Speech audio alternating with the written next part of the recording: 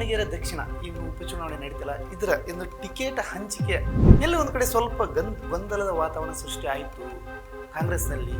ಯಾವ ಗೊಂದಲ ಸೃಷ್ಟಿ ಆಗಿಲ್ಲ, ಕೆಲವರು ಬೇಕಂತಂದ್ರೆ ಗೊಂದಲ ಸೃಷ್ಟಿ ಮಾಡಿದ್ರು.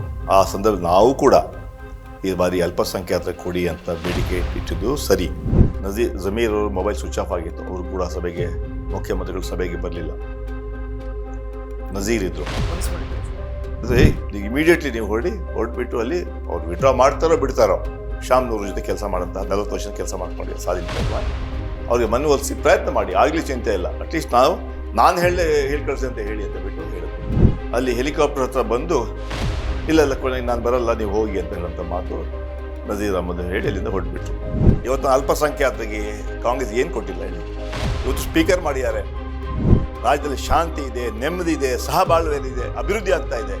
ಇದನ್ನು ಹಾಳು ಮಾಡೋಕ್ಕೆ ಕೆಲವರು ಹೊರಟಿದ್ದಾರೆ. ಪುತ್ತೂರಲ್ಲಿ ಏನಾಯಿತು, ಮಂಗಳೂರಲ್ಲಿ ಏನಾಯಿತು, ಶಿವಮೊಗ್ಗದಲ್ಲಿ ಏನಾಯಿತು, ಗದಗಲೇನಾಯಿತು, ಸಾವು ನೋವುಗಳು, ಇರುತಗಳು. ಯಾವ ಘನ ಕಾರ್ಯ ಮಾಡಿದ ಜನ ಅವ್ರು ವೋಟ್ ಹಾಕಬೇಕು. 12 ವರ್ಷ ಆಯಿತು. ದಾವಣಗೆರೆ ಮುಸ್ಲಿಮರಿಗೆ ಕಾಂಗ್ರೆಸ್ ಪಕ್ಷ ಅನ್ಯಾಯ ಮಾಡಿದ್ಯೋ ಇಲ್ವಾ?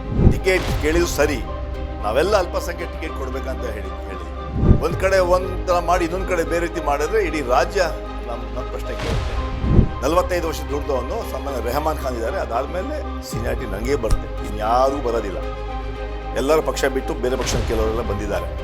ಕಣೆಗಟ್ಟಿಲ್ಲ ಆಗಿಲ್ಲ. ಅಧಿಕಾರ ಬೇಡ ಅವರಿಗೆ, ಸಮಾಧಾನ ಮಾಡಿಬಿಡೋದು.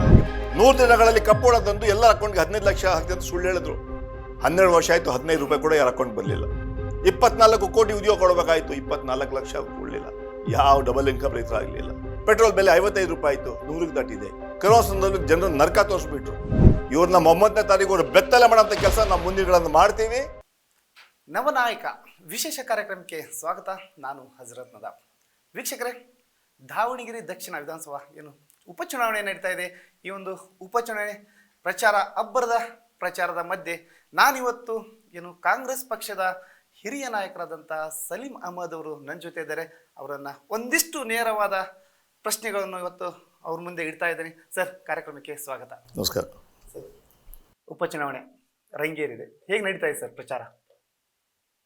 ಈಗಾಗಲೇ ಪ್ರಚಾರ ಶುರುವಾಗಿದೆ. ನಿನ್ನೆ ಇಡೀ ದಿವಸ ಸರಣಿ ಸಭೆಗಳು, ಪ್ರಚಾರಗಳು ನಡೀತಾ ಇದೆ. AICC ಜನರಲ್ ಸೆಕ್ರೆಟರಿ ಸನ್ಮಾನ್ಯ ಸೂರ್ಜೇವಾಲ ಅವರು, KPC ಅಧ್ಯಕ್ಷ ಸನ್ಮಾನ್ಯ DK ಶಿವಕುಮಾರ್ ನಿನ್ನೆ ಬೆಳಿಗ್ಗೆ 12 ಗಂಟೆಗೆ ಎಲ್ಲ ಶಾಸಕರು, ಮಂತ್ರಿಗಳು, ಹಿರಿಯ ಮುಖಂಡರು ಸಭೆ ಕರೆದರು. ನಂತರ KPCಯ ಪದಾಧಿಕಾರಿಗಳು, ಬೋರ್ಡ್ ಕಾರ್ಪೊರೇಷನ್ ಚೇರ್ಮನ್ನು, ಫ್ರಂಟ್ ಆಫೀಸ್ ಮುಖಂಡರುಗಳು ಹಾಗೂ ಕೋಆರ್ಡಿನೇಟರ್ಗಳ ದೊಡ್ಡ ಒಂದು ಸಭೆ ಕೂಡ ಆಯಿತು. ನಂತರ ಚುನಾವಣಾ ಪ್ರಚಾರಕ್ಕೆ ಹೋದ್ವಿ. ಜನರಲ್ಲಿ ಹುಮ್ಮಸ್ಸಿದೆ, ಯುವಕರಲ್ಲಿ ಹುಮ್ಮಸ್ಸಿದೆ.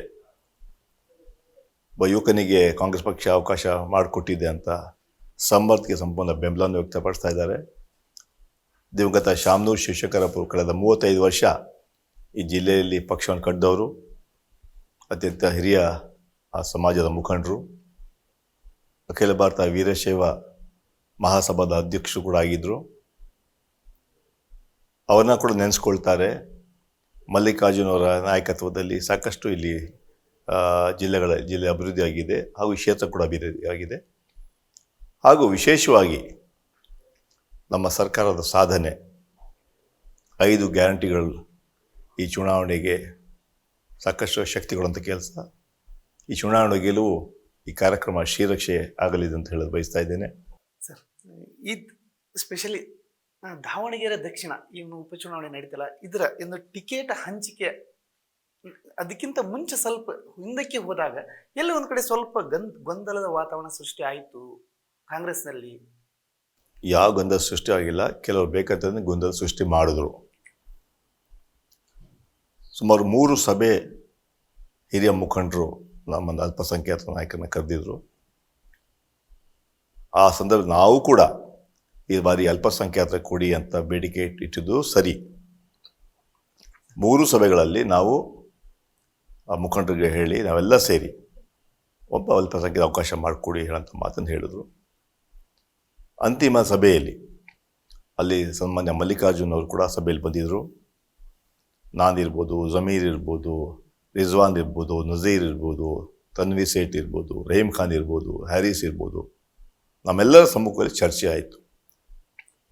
ಆವಾಗ AICC ಜನರಲ್ ಸೆಕ್ರೆಟರಿ ಒಂದು ಮಾತನ್ನು ಹೇಳಿದ್ರು, ನೋಡಿ, ಪಕ್ಷದಲ್ಲಿ ಸಂಪ್ರದಾಯ ಇದೆ, ಯಾರಾದರೂ ತೀರೋದ್ರೆ ಅವರ ಪರಿವಾರದವ್ರು ಕೊಡೋಂಥ ಕೆಲಸ ನಾವು ಮಾಡ್ತೀವಿ. ಯಾವ ರೀತಿ ಬಾಗಲಕೋಟೆಯಲ್ಲಿ ಮೇಟಿಯವರ ಮಗನಿಗೆ ಉಮೇಶ್ ಮೇಟಿ ಕೊಟ್ಟಿದ್ದೀವಿ, ಅದೇ ರೀತಿ ಸನ್ಮಾನ್ಯ ಶಾಮನೂರ್ ಶಿವಶಂಕರ ತೀರೋದ ಮೇಲೆ ಅವರ 2 ವರ್ಷ ಏನು ಬಾಕಿ ಇತ್ತು, ಅವ್ರು ಬದುಕಿದ್ರೆ ಅವ್ರು 2 ವರ್ಷ MLA ಆಗಿರ್ತಾಯಿದ್ರು. ಆ 2 ವರ್ಷನ ನೀವು ಅವರ ಫ್ಯಾಮ್ಲಿಯವ್ರಿಗೆ ಕೊಡಬೇಕಾಗ್ತದೆ. ನಾವು ಇದು ಒಂದು ಕಡೆ ಬಾಗಲಕೋಟೆಗೆ ಕೊಟ್ಟು ಇಲ್ಲಿ ಕೊಟ್ಟಿಲ್ಲ ಅಂತ ಹೇಳಿದ್ರೆ ಅದು ತಪ್ಪು ಆಗುತ್ತೆ. ಈ 2 ವರ್ಷ ಅವರ ಟರ್ಮನ್ನು ಅವರು ಕೇಳಿದ್ದಾರೆ. 2028ರಲ್ಲಿ ಅದನ್ನು ನಾವು ಓಪನ್ ಇಡ್ತೀವಿ, ಆವಾಗ ಅಲ್ಪಸಂಖ್ಯಾತರು ಕೂಡ ಪ್ರಯತ್ನ ಮಾಡ್ಬೋದು, ಅದರಲ್ಲಿ ಏನು ತಪ್ಪಿಲ್ಲ. ಆದರೆ ಸದ್ಯಕ್ಕೆ ಈ 2 ವರ್ಷ ನಾವು ಅವ್ರಿಗೆ ಕೊಡ್ತಾ ಇದ್ದೀವಿ ಅಂತ ನಮಗೆಲ್ಲ ನಮ್ಮ ಸಮೂಹದಲ್ಲಿ ತೀರ್ಮಾನ ಆಗಿ ಎಲ್ಲ ಮುಖಂಡರು ಒಪ್ಕೊಂಡು, ಎಲ್ಲ ಮುಖಂಡರು ನಾವು ಒಪ್ಪಿಸಿ ಅವತ್ತು ಟಿಕೆಟನ್ನು ಅನೌನ್ಸ್ ಮಾಡಿದ್ರು. ಸಾದಿಕ್ ಪೈಲ್ವಾನ್ ಅವರು ಶಾಮನೂರ್ ಶಿವಶಂಕರ ಅವರ ಕಾಲದಿಂದಲೂ ಅವ್ರ ಜೊತೆಯಲ್ಲಿ ಇದ್ದರು. ಅವರು ಈ ಬಾರಿ ಬಂಡಾಯವಾಗಿ ಸ್ಪರ್ಧೆಯನ್ನು ಮಾಡಿದರು, ಚುನಾವಣೆ ನಾಮಿನೇಷನ್ ಫೈಲ್ ಮಾಡಿದರು. ನೀವು ಅದಾದ ನಂತರ ನೀವು ಹೋಗಿ ಅವರ ಮನವೊಲಿಸಿ ನಿವೃತ್ತಿ ಮಾಡಿಸಿದ್ರಿ ಸರ್. ನಿಮ್ಮ ವರಿಷ್ಠರು ಏನು ಸೂಚನೆ ಕೊಟ್ಟಿದ್ರು ಸರ್ ನಿಮಗೆ? ಕಾಂಗ್ರೆಸ್ CLP ಮೀಟಿಂಗಲ್ಲಿ ಒಂದು ತೀರ್ಮಾನ ಆಯಿತು. KPCC ಅಧ್ಯಕ್ಷರು ಮತ್ತು ಸುರ್ಜೇವಾಲಾ ಅವರು ಅಲ್ಪಸಂಖ್ಯಾತರ ಮುಖಂಡರಿಗೆ ಹೇಳಿ, ನೀವೆಲ್ಲ ನಾಳೆ ಬೆಳಿಗ್ಗೆ ದಾವಣಗೆರೆಗೆ ಹೋಗ್ಬಿಟ್ಟು, ಕೆಲವರು ಬಂಡಾಯ ಆಗಿ ಅಲ್ಪಸಂಖ್ಯಾತರಿಗೆ ಹಾಕಿದ್ದಾರೆ, ಅವನ್ನೆಲ್ಲ ತೆಗೆಸುವಂಥ ಕೆಲಸ ಮಾಡಬೇಕು ಅಂತ ಹೇಳ್ಬಿಟ್ಟು ವಿಶೇಷವಾಗಿ ಜಮೀರ್ ಅವ್ರಿಗೆ, ನಜೀರ್ ಅವ್ರಿಗೆ, ನನಗೆ ಮತ್ತು ರಿಜ್ವಾನ್ ಅವ್ರಿಗೆ ನೀವು ಬೆಳಿಗ್ಗೆ ಎದ್ದು ಹೋಗಬೇಕಾಗ್ತದೆ, ಹೋಗ್ಬಿಟ್ಟು ಅಲ್ಲಿ ಅವ್ರಿಗೆ ಮನವೊಲಿಸಿ ಅವ್ರು ವಿಡ್ರಾ ಮಾಡೋಕ್ಕೆ ಪ್ರಯತ್ನ ಮಾಡಿ ಅಂತ ಹೇಳ್ತಾ ಮಾತನ್ನು ಹೇಳಿದ್ರು. ಅಲ್ಲಿ ರಾತ್ರಿ ಮಾತಾಡುವಾಗ ಜಮೀರ್ ಅವರು ಮೊಬೈಲ್ ಸ್ವಿಚ್ ಆಫ್ ಆಗಿತ್ತು. ಅವರು ಕೂಡ ಸಭೆಗೆ, ಮುಖ್ಯಮಂತ್ರಿಗಳು ಸಭೆಗೆ ಬರಲಿಲ್ಲ. ನಜೀರ್ ಇದ್ದರು. ಮುನಿಸ್ಕೊಂಡಿದ್ರಿ ಸರ್? ಅದು ನಿಮ್ಗೆ ವಿಶ್ಲೇಷಣೆಗೆ ಬಿಡ್ತೀನಿ ನಾನು. ನಜೀರ್ಗೆ ಹೇಳಿದ್ರು, ಬೆಳಗ್ಗೆ ಆಯಿತು, ಬೆಳಗ್ಗೆ 8 ಗಂಟೆಗೆ ನಾನು ರಿಜ್ವಾನ್ ಅವರು ರೆಡಿ ಆಗಿಬಿಟ್ಟು ಹೊರಡೋಕ್ಕೆ ಕಾಯ್ತಾ ಇದ್ವಿ. ಸುಮಾರು 10-11 ಗಂಟೆವರೆಗೂ ಇವರು ಬರಲಿಲ್ಲ.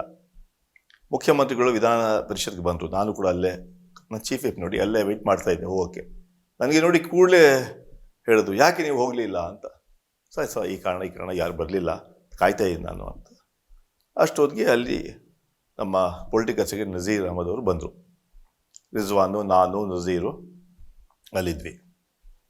ಕೂಡಲೇ ನಜೀರ್ಗೆ ಹೇಳಿದ್ರು, ನೀವು ಇಮಿಡಿಯೇಟ್ಲಿ ನೀವು ಹೊರಡ್ಬಿಟ್ಟು ಅಲ್ಲಿ ಅವ್ರು ವಿಡ್ರಾ ಮಾಡ್ತಾರೋ ಬಿಡ್ತಾರೋ, ಪಕ್ಷದ ಒಬ್ಬ ಹಿರಿಯ ಮುಖಂಡರವರು, ಈ ಜಿಲ್ಲೆಯಲ್ಲಿ ಕೆಲಸ ಮಾಡಿದವರು, ಅವರು ಶಾಮನೂರ್ ಜೊತೆ ಕೆಲಸ ಮಾಡೋಂಥ 40 ವರ್ಷದ ಕೆಲಸ ಮಾಡ್ಕೊಂಡು ಸಾದಿಕ್ ಪೈಲ್ವಾನ್, ಅವ್ರಿಗೆ ಮನವೊಲಿಸಿ ಪ್ರಯತ್ನ ಮಾಡಿ, ಆಗಲಿ ಚಿಂತೆ ಇಲ್ಲ, ಅಟ್ಲೀಸ್ಟ್ ನಾನು ಹೇಳಿ ಕಳಿಸಿ ಅಂತ ಹೇಳಿ ಅಂತ ಬಿಟ್ಟು ಹೇಳಿದ್ರು.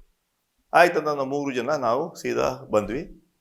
ದಾರಿಯಲ್ಲಿ ಹೆಲಿಕಾಪ್ಟರ್ ಹತ್ರ ಜಕ್ಕೂರು ಏರ್ಪೋರ್ಟ್ ಬಂದ್ವಿ. ಯಾಕಂದರೆ ನಾವು ಲ್ಯಾಂಡಿಂಗ್ ಚಿತ್ರದುರ್ಗ ಆಗಬೇಕಾಯ್ತು, ಯಾಕಂದರೆ ಇಲ್ಲಿ ಕೋಡ್ ಆಫ್ ಕಾಂಟ್ಯಾಕ್ಟ್ ಇದೆ, ಅದರಿಂದ ಸಮಯ ಇರಲಿಲ್ಲ, ನಾವು ಚಿತ್ರದುರ್ಗ ಇಳಿಬೇಕಾಯ್ತು. ಕೊನೆಗೆ ಅಲ್ಲಿ ಹೆಲಿಕಾಪ್ಟರ್ ಹತ್ರ ಬಂದು, ಇಲ್ಲ ಕೊನೆಗೆ ನಾನು ಬರಲ್ಲ, ನೀವು ಹೋಗಿ ಅಂತ ಹೇಳೋಂಥ ಮಾತು ನಜೀರ್ ಅಹಮದ್ ಹೇಳಿ ಅಲ್ಲಿಂದ ಹೊರಟ್ಬಿಟ್ರು.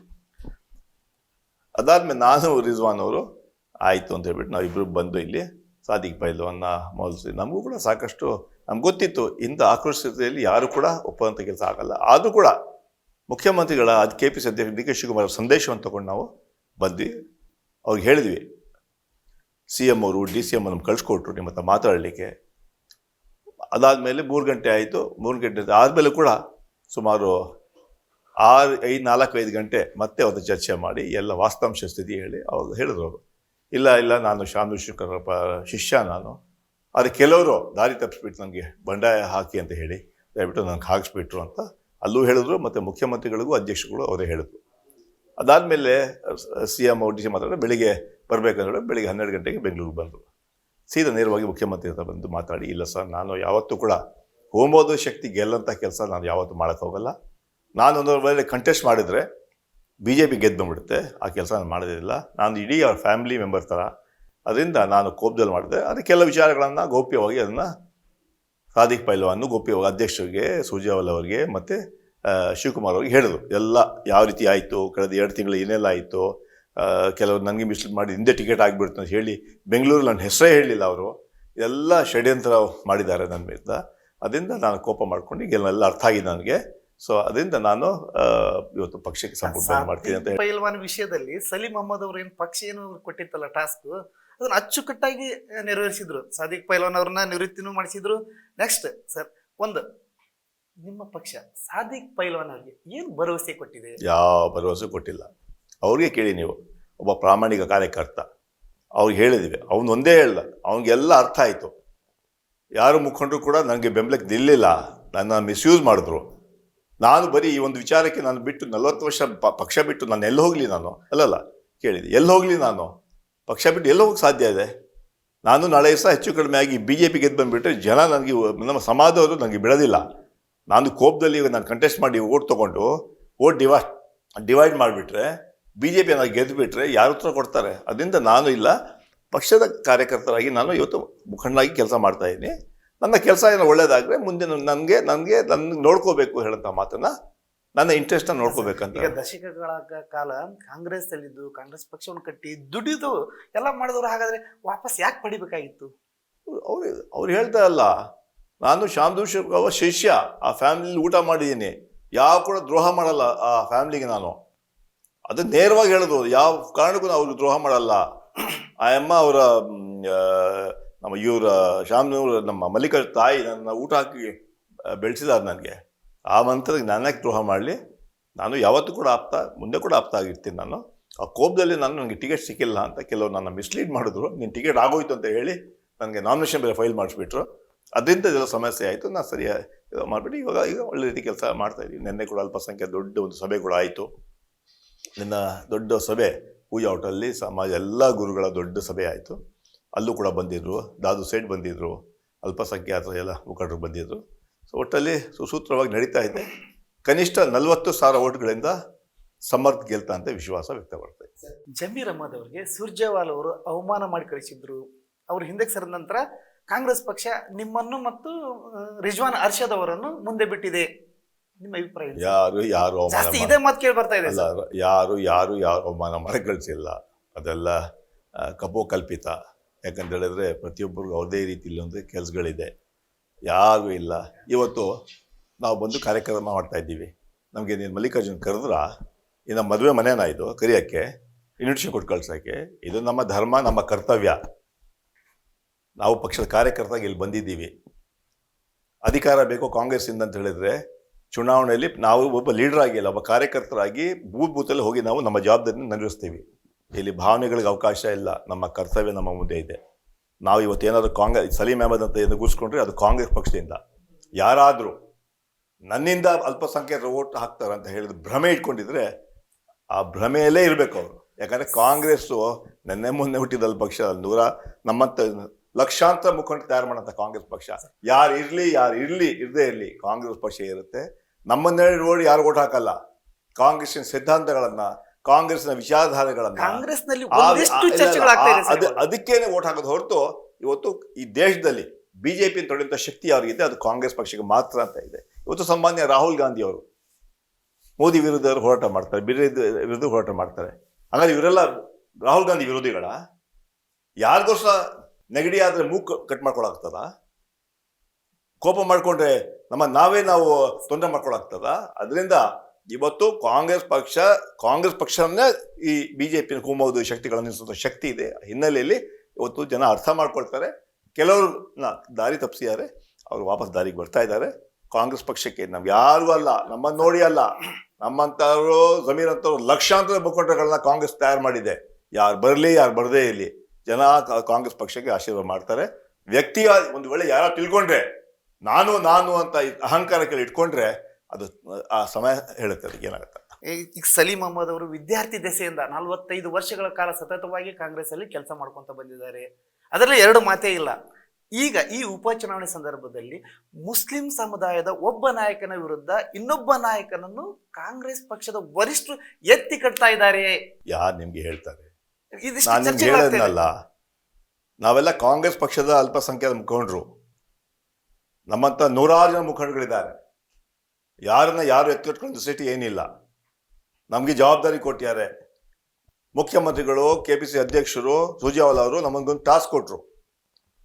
ನೀವು ಹೋಗಿ ಕೆಲಸ ಮಾಡಬೇಕಂತ. ಕೆಲಸ ಮಾಡಿ ಬಂದಿದ್ದೀವಿ ನಾವು. ಯಾರು ಜವಾಬ್ದಾರಿ ಅಧಿಕಾರಿ ಇದ್ದಾರೆ ಅವ್ರಿಗೆ ನಮ್ಗಿಂತ ಜಾಸ್ತಿ ಜವಾಬ್ದಾರಿ ಇದೆ. ಅದನ್ನು ಅವರು ಅರ್ಥ ಮಾಡ್ಕೋಬೇಕು. ಅಲ್ಲ, ನಿಮ್ಮ ಪಕ್ಷದ- ನಮ್ಮಲ್ಲಿ ನಾನು ಹೇಳದ್ನಲ್ಲ, ವ್ಯಕ್ತಿ ವಿಶೇಷ ಪಕ್ಷ ಅಲ್ಲ ಇದು.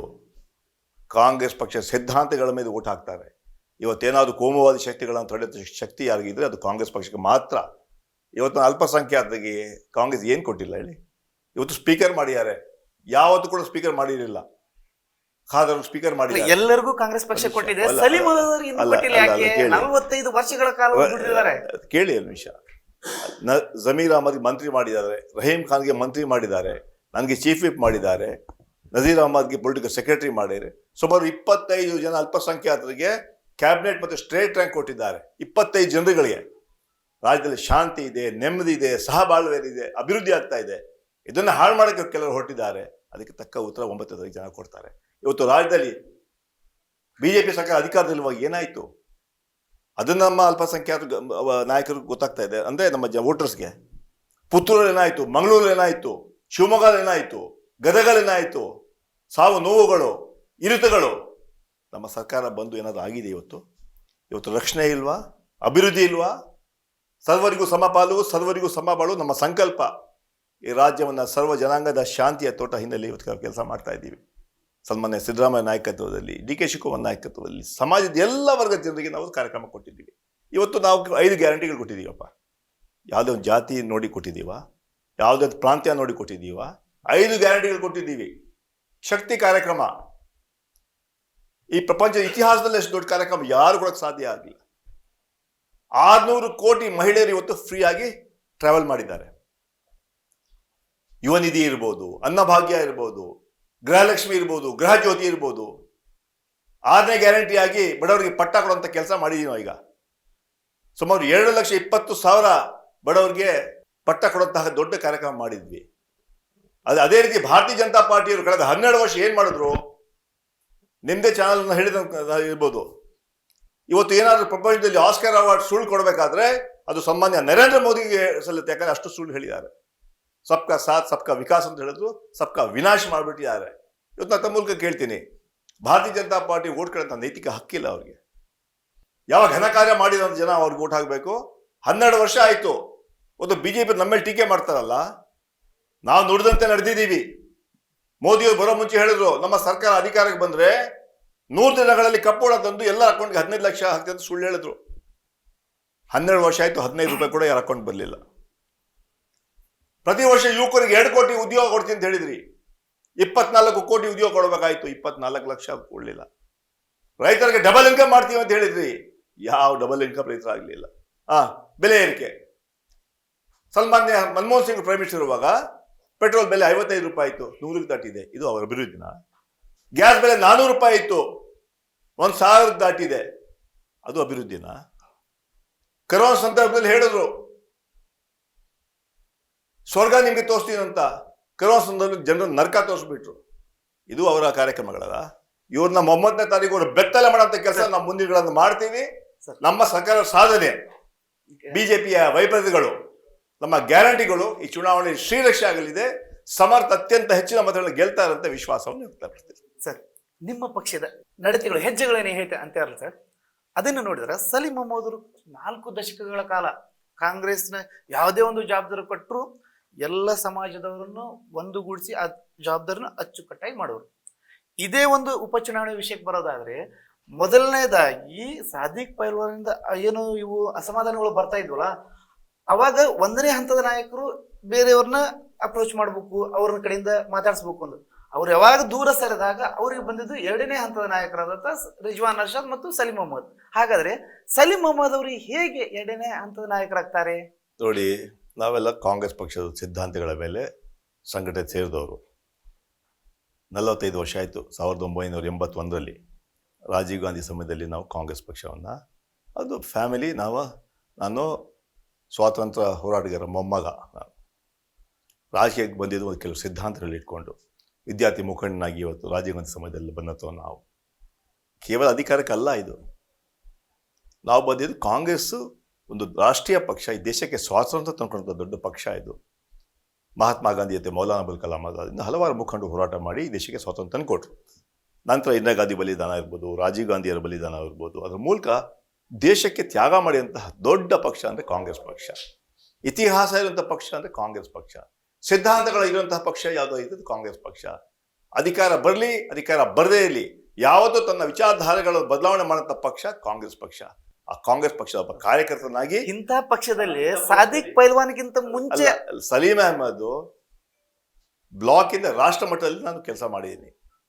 ಇವತ್ತು ನನ್ನ ಸೌಭಾಗ್ಯ, ನಾ ರಾಜೀವ್ ಗಾಂಧಿ ಅವ್ರ ಜೊತೆ, ಸನ್ಮಾನ್ಯ ನರಸಿಂಹರಾವ್ ಜೊತೆ, ಸನ್ಮಾನ್ಯ ಮನಮೋಹನ್ ಸಿಂಗ್ ಜೊತೆ ಕೆಲಸ ಮಾಡುವಂತಹ ನಮಗೆ ಅವಕಾಶ ಸಿಕ್ಕಿದೆ. ಈ ಯಾರಿಗೂ ಅಧಿಕಾರ ಶಾಶ್ವತ ಅಲ್ಲ. ಆದರೆ ನಾವು ನಮ್ಮ ಕೆಲವು ಕೆಲಸ ಮಾಡಿ ನಮ್ಮ ಹೆಜ್ಜೆ ಗುರುತುಗಳನ್ನು ಬಿಟ್ಟು ಹೋಗ್ಬೇಕಂತ ಅಷ್ಟೇ ಒಂದು ಚರ್ಚೆ. ಈ ಮುಂಚೆ ರಾಷ್ಟ್ರ ಮಟ್ಟದಲ್ಲಿ ಕೆಲಸ ಮಾಡ್ತಾ ಇದ್ದೆ, ಇವಾಗ ರಾಜ್ಯ ಮಟ್ಟದಲ್ಲಿ ಕೆಲಸ ಮಾಡ್ತಾ ಇದ್ದೆ. ಜನ ಇವತ್ತು ನಾವು ಇರಲಿ ಇಲ್ಲದೆ ಇರಲಿ, ಜನ ಸಲೀಂ ಅಹಮದ್ ಒಬ್ಬ ಕಾಂಗ್ರೆಸ್ ಕಾರ್ಯಕರ್ತ ಅಂತ ಜನ ನೆನೆಸ್ಕೊಂಡು ನನಗೆ ಕಾರ್ಯದರ್ಶಿಯಾಗಿ ಮಾಡಿದ್ರು. ಸಲೀಂ ಅಹಮದ್ ಏನು ಹೆಜ್ಜೆ ಗುರುತಿದೆ ಅಲ್ಲ ಸರ್, ಒಮ್ಮೆ ಹಿಂಗ ತಿರುಗಿ ನೋಡಿದಾಗ ಅಲ್ಲಿ ಹಿಂಗ ಕಾಣಿಸೋದು ಕಾಂಗ್ರೆಸ್ ಅವ್ರಿಗೆ ಅನ್ಯಾಯನೇ ಮಾಡಿದೆ. ಕಾಂಗ್ರೆಸ್ ಇಲ್ಲಿವರೆಗೂ ಸಚಿವ ಸ್ಥಾನ ಕೊಟ್ಟಿಲ್ಲ. ಯಾವ ಸಚಿವ ಸ್ಥಾನ? ಕಾಂಗ್ರೆಸ್ ಪಕ್ಷದಲ್ಲಿ ಯಾರಿಗೂ ಅನ್ಯಾಯ ಪಕ್ಷ ಅಧಿಕಾರಕ್ಕೆ ಬಂದಾಗಲೆಲ್ಲ ಸಲೀಂ ಅವರನ್ನು ಕಡೆಗಣನೆ ಮಾಡಿದ್ದು. ಇವತ್ತು ಅವರು ಸಾದಿಕ್ ಪೈಲ್ವಾನ್ರ ವಿಷಯದಲ್ಲಿ ಅವ್ರನ್ನೇ ಮುಂದೆ ಬಿಡ್ತು. ನಾನು ಒಬ್ಬ ಅನ್ಯಾಯದ ನಾಯಕ ಇನ್ನೊಬ್ಬನ್ನು ಸಮಾಧಾನ ಪಡಿಸಿದ್ರು. ನನಗೆ KPCC ಕಾರ್ಯಾಧ್ಯಕ್ಷ ನೇಮಕ ಮಾಡಿದ ನಂತರ KPCC ಅಧ್ಯಕ್ಷ ಶಿವಕುಮಾರ್ ಜೊತೆ ಹೇಗೆ ಕೊಟ್ಟು ಕೆಲಸ ಮಾಡಿದ್ದೀವಿ. ಇವತ್ತು ಸರ್ಕಾರ ಅಧಿಕಾರ ನಮ್ಮದು ಕೂಡ ಪಾತ್ರ ಮತ್ತು ಪಾಲಿದೆ. ಆದರೆ ಯಾವುದು ಕೇವಲ ನಾವು ಅಧಿಕಾರಕ್ಕೆ ಮಾತ್ರ ಬಂದಂಥ ನಾವು 45 ವರ್ಷ ಆಗಿದೆ. 45 ವರ್ಷದಲ್ಲಿ ನಾವು ಎಲ್ಲ ಹಂತಗಳಲ್ಲಿ ಬ್ಲಾಕಿಂದ ರಾಷ್ಟ್ರ ಮಟ್ಟದಲ್ಲಿ ಕೂಡ ನಾನು ಕೆಲಸ ಮಾಡಿದ್ದೀನಿ. ಅವ್ರು ಸಿಗದೇ ಇರ್ಬೋದು. ನನ್ನ ಜೊತೆ ಕೆಲಸ ಮಾಡಿದ ಮುಖ್ಯಮಂತ್ರಿಗಳಾಗ್ಬಿಟ್ಟಿದ್ದಾರೆ, KPCC ಅಧ್ಯಕ್ಷರಾಗಿದ್ದಾರೆ ಅಂದ್ರೆ ಮಾತ್ರಕ್ಕೆ ನಾನು ಆಗಿಲ್ಲ ಅಂತ ಹೇಳ್ಬಿಟ್ಟು ವ್ಯತ್ಯಪಡೋದು ಪ್ರಶ್ನೆ ಅಲ್ಲ. ಏನು ನಮಗೆ ಯಾವಾಗ ಸಿಗಬೇಕು ಸಿಗುತ್ತೆ, ಅಲ್ಲಿವರೆಗೂ ನಾವು ಕೆಲಸ ಮಾಡಬೇಕಾಗ್ತದೆ. ಅಧಿಕಾರ ಸಿಗಲಿ ಅಧಿಕಾರ ಸಿಗದೇ ಇರಲಿ, ಜವಾಬ್ದಾರಿ ಬರಲಿ ಜವಾಬ್ದಾರಿ ಸಿಗದೇ ಇರಲಿ, ನಾವು ಮತ್ತೆ ಕಾಂಗ್ರೆಸ್ ಕೆಲಸ ಮಾಡುವಂತಹ ನಾನು ಅಲ್ಲೇ ಮುಂಚೆ ಹೇಳಿದೆ, ಇಲ್ಲಿ ಭಾವನೆಗಳ ಅವಕಾಶ ಇಲ್ಲ. ನಮ್ಮ ಕರ್ತವ್ಯ ಮುಂದೆ ಆ ಕರ್ತವ್ಯ ನಾನು ಮಾಡ್ತಾ ಇದ್ದೀನಿ. ಪಕ್ಷ ಕೊಟ್ಟಂಥ ಜವಾಬ್ದಾರಿ ಒಬ್ಬ ಕಾರ್ಯಕರ್ತನಾಗಿ, ಮುಖಂಡನಾಗಲ್ಲ ಕಾರ್ಯಕರ್ತನಾಗಿ ಎಲ್ಲರನ್ನ ಕಟ್ಕೊಂಡು ನಾವು ಇವತ್ತು ಕಾಂಗ್ರೆಸ್ಸಿನ ವಿಚಾರನ ಯಾಕೆ ಆಕ್ರೋಶ? ಯಾವ ಪಕ್ಷ ಕೋಮುವಾದಿಗಳ ವಿರುದ್ಧ ಹೋರಾಟ ಮಾಡ್ತಾ ಇದೆ, ಯಾವ ಪಕ್ಷ ರಾಜ್ಯದಲ್ಲಿ ಒಳ್ಳೆ ಸರ್ಕಾರ ಕೊಟ್ಟಿದೆ, ಶಾಂತಿ ನೆಮ್ಮದಿ ಸಹಬಾಳ್ವೆಯಿಂದ ಅಲ್ಪಸಂಖ್ಯಾತರ ರಕ್ಷಣೆ ಕೊಟ್ಕೊಂಡು ಬರ್ತಾ ಇದೆ, ಕೆಲವರು ಅದರ ವಿರುದ್ಧ ಹೇಳ್ತಾರಲ್ಲ, ಅದೇ ನಮಗೆ ನೋವಾಗ್ತಾ ಇದೆ. ಅದರಿಂದ ಯಾಕಂದ್ರೆ ನಾನು ಅದೇ ಹೇಳಿದೆ, ನಮ್ಮ ಪಕ್ಷ ಕಾಂಗ್ರೆಸ್ ಪಕ್ಷಕ್ಕೆ ಏನಾದರೂ ಒಂದು ವೇಳೆ ಕೆಲವರು ಆ ಪ್ರಚಾರ ಮಾಡ್ತಾರೆ ಅಂತ ಹೇಳಿದ್ರೆ ಅವರು ನೇರವಾಗಿ BJP ಜೊತೆ ಶಾಮೀಲಾಗಿದ್ದಾರೆ. ಯಾಕಂತ ಹೇಳಿದ್ರೆ ಇಲ್ಲಿ ನೇರ ಹಣ ಹಣಿಯೋದು ಕಾಂಗ್ರೆಸ್ ಮತ್ತು BJP. ಒಂದು ವೇಳೆ ಯಾರಾದರೂ ಇಂಡಿಪೆಂಡೆನ್ಸ್ ಅವರು ಹೇಳಿಬಿಟ್ಟು ಕಾಂಗ್ರೆಸ್ ಓಟ್ ಹಾಕಬೇಡಿ ಅಂತ ಹೇಳಂತಹ ಹುನ್ನಾರ ಮಾಡಿದ್ರೆ ಅದು ನೇರವಾಗಿ BJP ಜೊತೆ ಶಾಮೀಲಾಗಿದೆ ಅಂತ ಹೇಳೋದು ಬಯಸ್ತಾ ಇದ್ದಾರೆ. ಈ ಉಪಚುನಾವಣೆಯಲ್ಲಿ ಸಮರ್ಥ ಶ್ಯಾಮ್ನೂರ್ ಅವರು B ಫಾರ್ಮ್ ಕೊಡುವುದಕ್ಕಿಂತ ಮುಂಚೆ ನಾಮಿನೇಷನ್ ಮಾಡಿದ್ರು. ಹಾಗಾದ್ರೆ ಇದು ನಿಮ್ಮ ಪಕ್ಷದ ಶಿಸ್ತಿನ ಉಲ್ಲಂಘನೆ ಆಗ್ಲಿಲ್ವಾ ಸರ್? ಅದು ದಾವಣಗೆರೆಯಲ್ಲಿ ಮುಂಚೆ ಅಲ್ಲ, ಮುಂಚೆನೂ ಕೂಡ ಆಗಿದೆ. ಇದು ಅವರು ಆ ಟೈಮ್ ನೋಡಿ, ಆ ಜಾತಕ ನೋಡಿ, ಅದನ್ನು ಕೂಡ ಜಾತಕ ನೋಡ್ಬಿಟ್ಟು ಹೇಳ್ಬಿಟ್ಟೆ ಅವ್ರು ಬಂದು ನಾಮಿನೇಷನ್ ಫೈಲ್ ಮಾಡಿದ್ದಾರೆ. ಬೇರೆ ಬೇರೆ ಜಿಲ್ಲೆಗಳಲ್ಲಿ ಇದು ಅಪ್ಲೈ ಆಗಲ್ಲ, ದಾವಣಗೆರೆಯಲ್ಲಿ ಅಪ್ಲೈ ಆಯಿತು. ಅವ್ರು ಜಾತಕ ನೋಡಿ ಆ ಟೈಮ್ ಒಳ್ಳೇದಾಗಂತ ಒಂದು ನಾಮಿನೇಷನ್ ಕೊಟ್ಟಿರ್ತಾರೆ. ಅದು B ಫಾರ್ಮ್ ಅವ್ರು ಕೊಡಲಿಲ್ಲ. B ಫಾರ್ಮ್ ಕೊಟ್ಟರೆ ಮೇಲೆ ಆಮೇಲೆ ಅಧಿಕೃತ ಅಭಿವೃದ್ಧಿ ಅಂತ ಆಗೋದು. B ಫಾರ್ಮ್ ಕೊಟ್ಟಿಲ್ಲ. ಅವ್ರು ಕೂಡ ಫೋನ್ ಮಾಡಿ ಹೇಳಿದಂತೆ, ಒಂದು ವೇಳೆ ಹೇಳಿದ್ರೆ ಇವಾಗಲೇ ವಿಡ್ರಾ ಮಾಡಿದ್ದೆ, ನನಗೇನು ತೊಂದರೆ ಇಲ್ಲ. ಯಾವತ್ತು ನಾವು ಶಿಸ್ತಿನ ಸಿಪಾಯಿ, ಈ ಜಿಲ್ಲೆಯಲ್ಲಿ ಕಾಂಗ್ರೆಸ್ ಕಟ್ಟಿದವರು ನಾವೆಲ್ಲ ಸೇರಿ, ಶಾಮನೂರ್ ಅವರ ಪರಿವಾರ, ನಾವು ಕಾಂಗ್ರೆಸ್ ಪಕ್ಷ ಕಟ್ಟಿದವರು, ನಾವು ಯಾವತ್ತೂ ಅಶಿಸ್ತು ಮಾಡೋದಿಲ್ಲ. ನೀವು ನಾಳೆ ಟಿಕೆಟ್ ಕೊಟ್ಟಿಲ್ಲ, ನಾನು ವಿಡ್ರಾ ಮಾಡಲೇಬೇಕಲ್ಲ. ಈ ಮಾತ್ರ ಕೂಡ ಶಾಮನೂರ್ ನಮ್ಮ ಮಲ್ಲಿಕಾರ್ಜುನ್ ಹೇಳಿದ್ದಾರೆ. ಅದರಿಂದ ಅದೇ ಒಂದು ಇಟ್ಕೊಂಡು ಹೇಳೋಂಥ ಪ್ರಶ್ನೆ ಅಲ್ಲ. ಇವತ್ತು ಈ ಕ್ಷೇತ್ರದಲ್ಲಿ, ಈ ಜಿಲ್ಲೆಯಲ್ಲಿ ಅವರ ಶಾಮನೂರ್ ಬಗ್ಗೆ ಸಾಕಷ್ಟು ಜನಪ್ರಿಯತೆ ಇದೆ, ಅಭಿಮಾನ ಇದೆ. ಕರೋನಾ ಸಂದರ್ಭದಲ್ಲಿ ನೋಡಿದ್ವಿ, ನಾನು KPCC ಶಿವಕುಮಾರ್ ಬಂದಿದ್ವಿ, ಲಕ್ಷಾಂತರ ರೂಪಾಯಿ ಖರ್ಚು ಮಾಡಿ ಕರೋನಾ ಸಂದರ್ಭದಲ್ಲಿ ಜನರಿಗೆ ಸಹಾಯ ಮಾಡಿದ್ರು. ನಾನು ಸ್ವತಃ ಈ ಕಣ್ಣುಗಳಿಂದ ಬಂದು ನೋಡಿದ. ನಾವು ಆ ವಯಸ್ಸಿನಲ್ಲೂ ಕೂಡ ಅವ್ರಿಗೆ ಔಷಧಿಗಳು, ಊಟ ಉಪಚಾರ ಇರ್ಬೋದು, ಸಮಸ್ಯೆಗಳಿಗೆ ಪರಿಹಾರ ಶಾಮನೂರು ಮಾಡ್ತಾ ಇದ್ರು. ನನ್ನ ಕಣ್ಣಾರೆ ನಾನು ಕೂಡ ಅಧ್ಯಕ್ಷರು ಬಂದು ನೋಡಿದ. ಇವತ್ತು ಫೋಟೋಗಳಿಗೆ ತೋರಿಸ್ತೀನಿ ನಿಮಗೆ. ಅದರಿಂದ ಇವತ್ತು ಯಾರು ಕೂಡ ಈ ಸಂದರ್ಭದಲ್ಲಿ ಇವತ್ತು ಜನ ಇವತ್ತು ಕಾಂಗ್ರೆಸ್ ಪಕ್ಷಕ್ಕೆ ಶಕ್ತಿಯನ್ನು ಕೊಡ್ತಾ ಇದ್ದಾರೆ. ನಾವು ನಮ್ಮ 3 ವರ್ಷಗಳ, ನಮ್ಮ 2 ವರ್ಷ 10 ತಿಂಗಳಾಯ್ತು ನಮ್ಮ ಸರ್ಕಾರ ಅಧಿಕಾರಕ್ಕೆ ಬಂದು, ಎಲ್ಲೂ ಕೂಡ ನಾವು ಎಡವಿಲ್ಲ. ನಾವು ಅದರಲ್ಲಿ ಅಲ್ಪಸಂಖ್ಯಾತರಿಗೆ ವಿಶೇಷವಾಗಿ ಕಾರ್ಯಕ್ರಮಗಳು ಕೊಟ್ಟಿದ್ದೀವಿ, ಬಹುಸಂಖ್ಯಾತಕ್ಕೂ ಕೊಟ್ಟಿದ್ದೀವಿ. ಅಲ್ಪಸಂಖ್ಯಾತ ಮಾತ್ರ ಅಲ್ಲ, ಸಮಾಜದ ಎಲ್ಲ ವರ್ಗದವ್ರಿಗೆ ಕೊಡುವಂಥ ಕೆಲಸನ ಮಾಡಿದ್ದೀವಿ. ಸಮಾಜ ಗೆಲುವು ಖಚಿತ. ಅತ್ಯಂತ ಹೆಚ್ಚಿನ ಮತಗಳಿಗೆ ಗೆಲ್ತಾರೆ. ಆದರೆ ಯಾರು ಕೂಡ ವ್ಯಕ್ತಿ ವಿಶೇಷ ಇಟ್ಕೊಂಡು ಮಾಡ್ಬೋದು, ಅದೊಂದು ಭ್ರಮೆ. ಒಂದು ಯಾರು ಓಟ್ ಹಾಕಿದ್ರೆ ಯಾರು ನಾನು ಬಂದು ಅವ್ರು ಬಂದು ಇವರು ಬಂದು ಓಟ್ ಹಾಕೋದಿಲ್ಲ. ಈ ಕಾಂಗ್ರೆಸ್ ಪಕ್ಷಕ್ಕೆ, ಕಾಂಗ್ರೆಸ್ ಸಿದ್ಧಾಂತಗಳಿಗೆ, ಕಾಂಗ್ರೆಸ್ಸಿನ ಕಾರ್ಯಕ್ರಮಗಳಿಗೆ, ರಾಹುಲ್ ಗಾಂಧಿ ಅವರಿಗೆ, ಸನ್ಮಾನ್ಯ ಮಲ್ಲಿಕಾರ್ಜುನ್ ಖರ್ಗೆ ನೋಡಿ, ಸಿದ್ದರಾಮಯ್ಯ ನೋಡಿ, ಶಿವಕುಮಾರ್ ನೋಡಿ ಓಟ್ ಹಾಕ್ತಾರೆ ಹೊರತು ವ್ಯಕ್ತಿಗಳ ವಿಶೇಷ ಅಲ್ಲ ಅಂತ ಮಾತಾಡ್ತಾರೆ. ದಾವಣಗೆರೆಯಲ್ಲಿ ಇದೇ ದಕ್ಷಿಣ, ಸೌತ್ ಇರ್ಬೋದು, ಅಜ್ಜ ಅಪ್ಪ ತಾಯಿ ಹೀಗೆ ಒಂದೇ ಕುಟುಂಬಕ್ಕೆ ಟಿಕೆಟ್ ಕೊಡ್ತಾ ಹೋದ್ರೆ ಇಲ್ಲಿರುವಂತ ಕಾರ್ಯಕರ್ತರ ಗತಿ ಏನ್ ಸರ್ ಹಾಗಾದ್ರೆ? ಪಾರ್ಲಿಮೆಂಟ್ ಅಲ್ಲ ಸುಮಾರು 25 ವರ್ಷ ಆದ್ಮೇಲೆ ನಾವು ಗೆದ್ವಿ. ಮಲ್ಲಿಕಾರ್ಜುನರು ಯಾವ ಕಾರಣಕ್ಕೆ ನನ್ನ ಮಿಸಸ್ ಟಿಕೆಟ್ ಕೊಡಬಾರ್ದು ಅಂತ ಹಠ ಇಟ್ಕೊಂಡಿದ್ರು. ಇದೇ ವಿಚಾರ AIC ಜನರಲ್ ಸೆಕ್ರೆಟರಿ ಅವರು, ಮುಖ್ಯಮಂತ್ರಿಗಳು KPCC DK ಶಿವಕುಮಾರ್ ಅವರು ಆ ಸಭೆಯಲ್ಲಿ ಹೇಳಿದ್ರು, ನಾವು ಬಲವಂತವಾಗಿ ಅವರ ಮಿಸಸ್ ಕೊಟ್ಟು ನಾವು ಟಿಕೆಟ್ನ ಗೆಲ್ಸಿದ್ದೀವಿ. ಯಾವ ಕಾರಣಕ್ಕೆ ನನಗೆ ಟಿಕೆಟ್ ಬೇಡ ಅಂತ ಹೇಳಂತರು ಮಲ್ಲಿಕಾರ್ಜುನ್. ಪ್ರಭಾ ಮಲ್ಲಿಕಾರ್ಜುನ್ ಅವ್ರಿಗೆ ಪ್ರಮೇಯನೇ ಇರಲೇ ಇಲ್ಲ.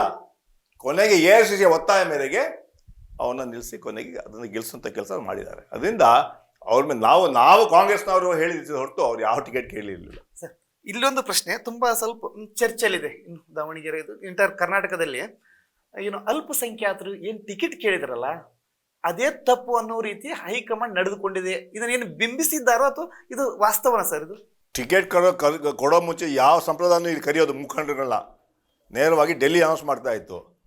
ಮೊದಲೇ ಬಾರಿ 3 ಸಭೆ ಮಾಡಿದ್ದಾರೆ.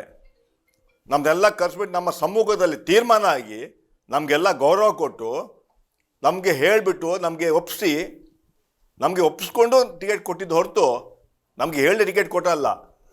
ಇದು ಮೊದಲೇ ಬಾರಿ. ಇಲ್ಲ ಯಾವುದು ಕರೆಯೋದಿಲ್ಲ. ಈಗ AICC ಯಾರೂ ಕರೆಯೋದಿಲ್ಲ.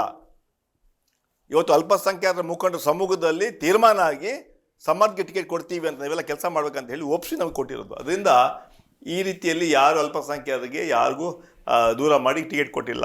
ಇದಕ್ಕೆ ನಾವೇದಕ್ಕೆ ಸಾಕ್ಷಿ? ನಾನೇ ಸಾಕ್ಷಿ ಅಲ್ವಾ? ಅದಕ್ಕೆ ನೇರವಾಗಿ ಒಂದು ಪ್ರಶ್ನೆ ಕೇಳ್ತೀನಿ. ದಾವಣಗೆರೆಯಲ್ಲಿ ಮುಸ್ಲಿಮರಿಗೆ ಕಾಂಗ್ರೆಸ್ ಪಕ್ಷ ಅನ್ಯಾಯ ಮಾಡಿದೆಯೋ ಇಲ್ವಾ? ಯಾವ ಅನ್ಯಾಯ ಮಾಡಲಿಲ್ಲ. ಅಲ್ಪಸಂಖ್ಯಾತರಿಗೆ ಟಿಕೆಟ್ ಕೇಳಿದ್ರು ಸರಿ, ನಾವೆಲ್ಲ ಅಲ್ಪಸಂಖ್ಯಾತ ಟಿಕೆಟ್ ಕೊಡಬೇಕಂತ ಹೇಳಿದ್ವಿ.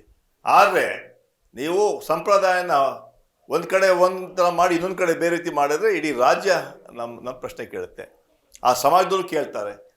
ಕೇಳಿದ ಬರೀ ಶಾಮನೂರವರ ಉಳಿದ 2 ವರ್ಷ ಆ ತೀರ್ಮಾನ AICC ಸಂಪ್ರದಾಯದಂತೆ ಬಾಗಲಕೋಟೆಗೆ ಮಾಡಿದ್ರೆ ಇಲ್ಲೂ ಕೂಡ ಮಾಡಬೇಕಾಗುತ್ತೆ. ಆ ಕೆಲಸ ಕಾಂಗ್ರೆಸ್ ಪಕ್ಷ ಮಾಡಿದೆ. ಕಾಂಗ್ರೆಸ್ ಪಕ್ಷ ಅಲ್ಪಸಂಖ್ಯಾತರಿಗೆ ಯಾವುದು ಅನ್ಯಾಯ ಮಾಡಿಲ್ಲ, ಮುಂದೆ ಕೂಡ ಮಾಡಿಲ್ಲ. ನಮಗೆಲ್ಲ ಅಧಿಕಾರ, ಅಲ್ಪಸಂಖ್ಯಾತ ಮುಖಂಡರಿಗೆ ಅಧಿಕಾರ ಕೊಟ್ಟು ಇವತ್ತು ರಾಜ್ಯದಲ್ಲಿ ನಾನು ಹೇಳ್ದಲ್ಲ ಎಲ್ಲ ಕಾರ್ಯಕ್ರಮಗಳಲ್ಲಿ ಅಲ್ಪಸಂಖ್ಯಾತ ರಕ್ಷಣೆ ಕಾಂಗ್ರೆಸ್ ಪಕ್ಷ ಮಾಡ್ತಾ ಇದೆ. ಇವತ್ತು ಶಾಂತಿ ಇದೆ, ನೆಮ್ಮದಿ ಇದೆ. ನಾವು ಎಲ್ಲ ಶಾಂತಿಯಿಂದ ಅನ್ಯೋನ್ಯವಾಗಿ ಬದುಕ್ತಾ ಇದ್ದೀವಿ. ಅದು ಕಾಂಗ್ರೆಸ್ ಪಕ್ಷದ ಶಕ್ತಿಯಿಂದ. ಸರ್, ಕಾಂಗ್ರೆಸ್ ಪಕ್ಷಕ್ಕೆ ಸಲೀಂ ಅಹ್ಮದ್ ಅವ್ರಿಗೆ ಏನು ಲೇಟಾಗಿ ಇವರು ಅರ್ಥ ಮಾಡ್ಕೊಳ್ತಾ ಈ ಜವಾಬ್ದಾರಿ ಇದಕ್ಕಿಂತ ಮುಂಚೆ ಬೇರೆ ತರ ನೋಡ್ತಾ ಇದ್ರು. ಫಸ್ಟ್ ಆರ್ಡರ್, ಸೆಕೆಂಡ್ ಆರ್ಡರ್, ಹೀಗೆ ಒಂದಿಷ್ಟು ಆ್ಯಂಗಲ್ಗಳು ಇದೆ. ಲೇಟಾಗಿ ನಿಮ್ಮನ್ನ ಅರ್ಥ ಮಾಡ್ಕೊಳ್ತಾ ನಿಮ್ಮ ಕಾಂಗ್ರೆಸ್ನಲ್ಲಿ ಸೀನಿಯರ್ ಮೋಸ್ಟ್ ಇವಾಗ 3ನೇ ಈಗ ರೆಹಮಾನ್ ಖಾನ್ ಇದ್ದಾರೆ. ಅದಾದಮೇಲೆ ಇರೋಂಥ ನಾನೊಬ್ಬನೇ ಪಕ್ಷ ಬಿಡದೆ 45 ವರ್ಷ ದುಡ್ದವನು ಸನ್ಮಾನ್ಯ ರೆಹಮಾನ್ ಖಾನ್ ಇದ್ದಾರೆ. ಅದಾದಮೇಲೆ ಸೀನಿಯಾರಿಟಿ ನನಗೇ ಬರುತ್ತೆ, ಇನ್ಯಾರಿಗೂ ಬರೋದಿಲ್ಲ. ಎಲ್ಲರೂ ಪಕ್ಷ ಬಿಟ್ಟು ಬೇರೆ ಪಕ್ಷದ ಕೆಲವರೆಲ್ಲ ಬಂದಿದ್ದಾರೆ. ಇವತ್ತು ಕೆಲವು ವಿಷಯಗಳು ಹೇಳ್ತಿರಲ್ಲ, ಅವರೆಲ್ಲ ಬಂದು 6-7 ವರ್ಷ ಆಯಿತು ಪಕ್ಷಕ್ಕೆ. ಅದರಿಂದ ನಮ್ಮ ಪ್ರಶ್ನೆ ನಾನು ಮತ್ತೆ ಅದೇ ಹೇಳ್ತೀನಿ ನಿಮಗೆ. ನಾನು ಹೇಳ್ತಾ ನಾವೆಲ್ಲ ಈ ಕಾಂಗ್ರೆಸ್ ನಾವು ಯಾಕೆ ಕಾಂಗ್ರೆಸ್ ಪಕ್ಷ ಅಂತ ಹೇಳಿದ್ರೆ ನಾನು ಹೇಳಿದೆ ಮುಂಚೆನೆ ಸ್ವಾತಂತ್ರ್ಯ ಹೋರಾಟಗಾರ ಮೊಮ್ಮಗ ನಾನು. ಆ ಸಂದರ್ಭದಲ್ಲಿ ನನ್ನ ತಾಯಿ ಇಂದಿರಾ ಗಾಂಧಿಯ ದೊಡ್ಡ ಭಕ್ತೆ ಅವಳು.